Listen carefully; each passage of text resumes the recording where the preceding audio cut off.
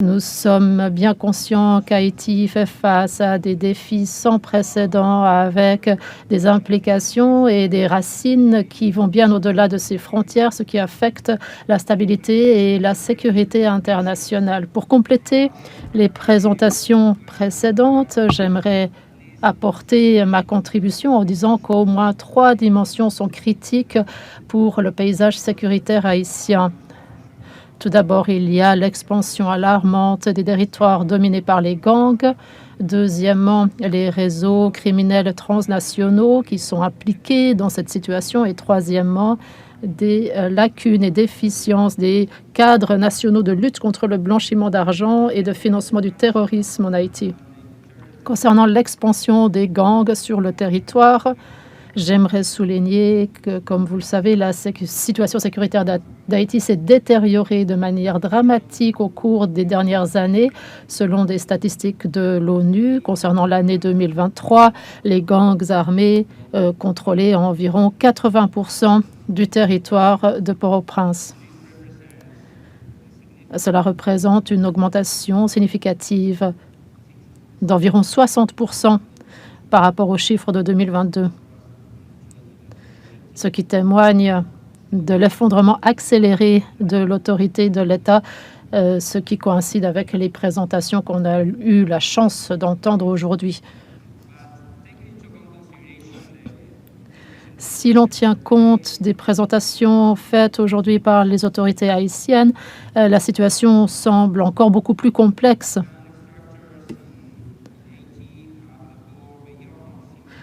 Les gangs en Haïti se sont sophistiqués au-delà de leurs activités traditionnelles. Ils ont déployé des connexions politiques. Selon un rapport de 2023 produit par le Centre pour la recherche politique et économique, les gangs sont devenus la force armée de facto pour plusieurs factions politiques, avec des preuves qui montreraient qu'il y a un lien direct et un soutien logistique allant de personnalités politiques à des gangs armés. Le fondement économique de ce type d'opération comprend par exemple l'extorsion systématique des entreprises en Haïti, avec 30% des entreprises qui paient des frais ou des taxes de protection.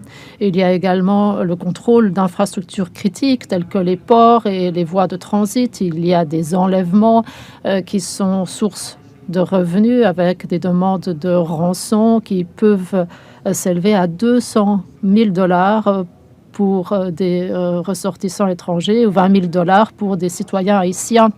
Ensuite, il y a tout ce qui a trait à la corruption des forces de sécurité. On en a parlé aujourd'hui avec une estimation d'environ 15% des policiers qui sont soupçonnés d'appartenir à des gangs.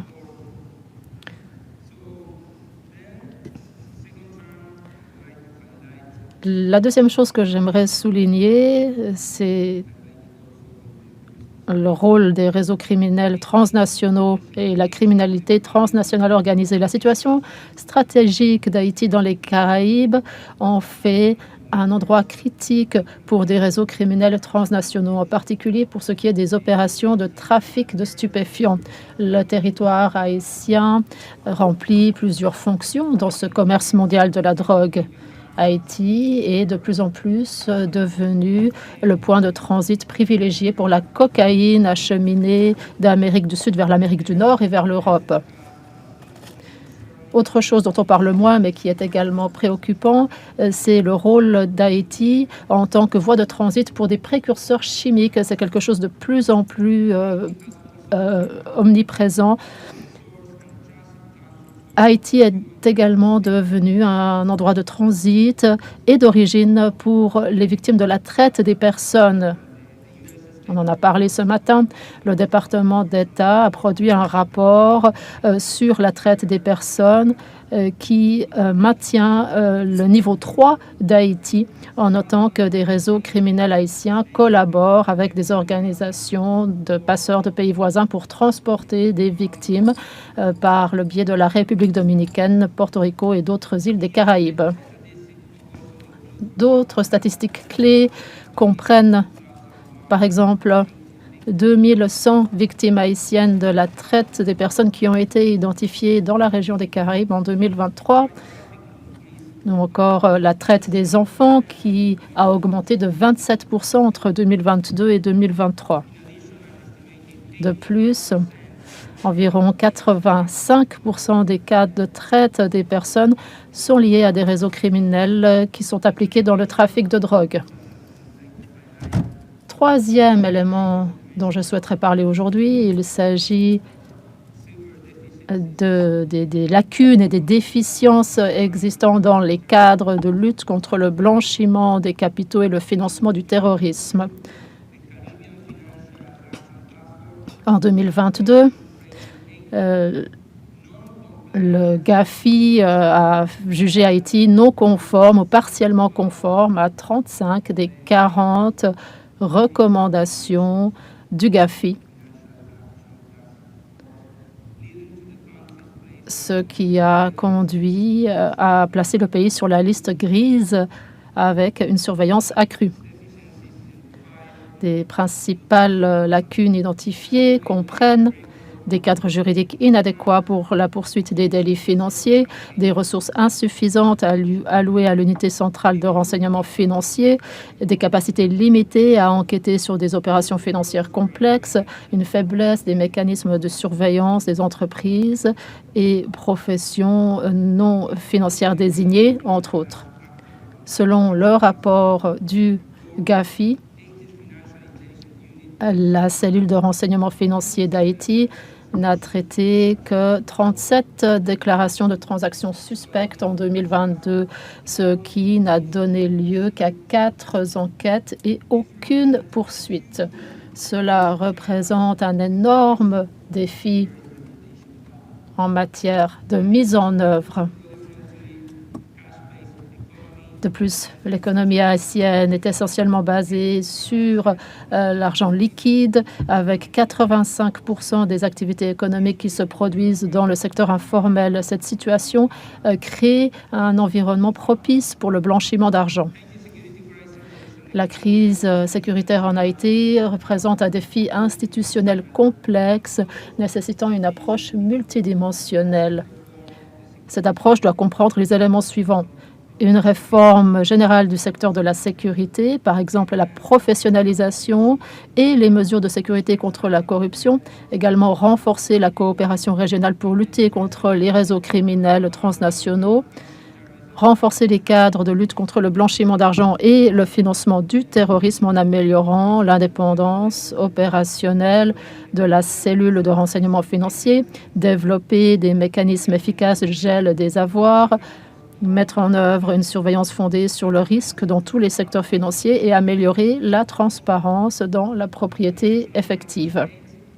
À l'Organisation des États américains, par l'intermédiaire du secrétariat à la sécurité multidimensionnelle, nous avons passé l'année dernière à concevoir une réponse institutionnelle qui reflète non seulement nos mandats, mais qui s'appuie également sur les outils et les réseaux que nous avons développés dans l'ensemble du continent. Cette réponse s'appelle Secure Haiti. C'est un programme phare qui vise à soutenir les efforts nationaux d'Haïti en matière de restauration de la sécurité, renforcement de la justice et construction de la résilience institutionnelle. Il s'agit d'un programme opérationnel qui est le fruit des efforts de tous les départements du secrétariat à la sécurité multidimensionnelle et qui est fait en lien avec le Bureau national en Haïti, qui joue un rôle essentiel en facilitant le dialogue avec les parties prenantes locales et les institutions sur le terrain. Le département de lutte contre la criminalité transnationale organisée offre également son expertise pour soutenir le renforcement institutionnel dans le domaine du renseignement, des enquêtes, de la réforme. Ce sont 3 domaines qui sont essentiels pour rompre le cycle de l'impunité de la criminalité en Haïti.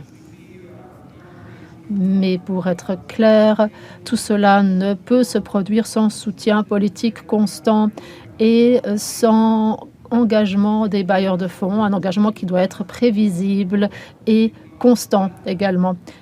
Secure Haiti est davantage qu'un programme, c'est devenu une véritable plateforme de collaboration, de coordination et d'investissement stratégique dans la stabilité et la sécurité à long terme d'Haïti. Pour conclure, j'aimerais dire qu'Haïti a de multiples voix qui appellent à l'aide en son nom. Cependant, ce qui manque, c'est des mécanismes structurés qui peuvent traduire ces préoccupations en engagement et ensuite cet engagement en actes. Les États membres de l'OEA sont disposés à fournir leur assistance et Secure Haïti est à votre disposition. Nous nous réjouissons de travailler avec vous tous pour traduire ces efforts en résultats tangibles sur le terrain pour le bien de la population haïtienne.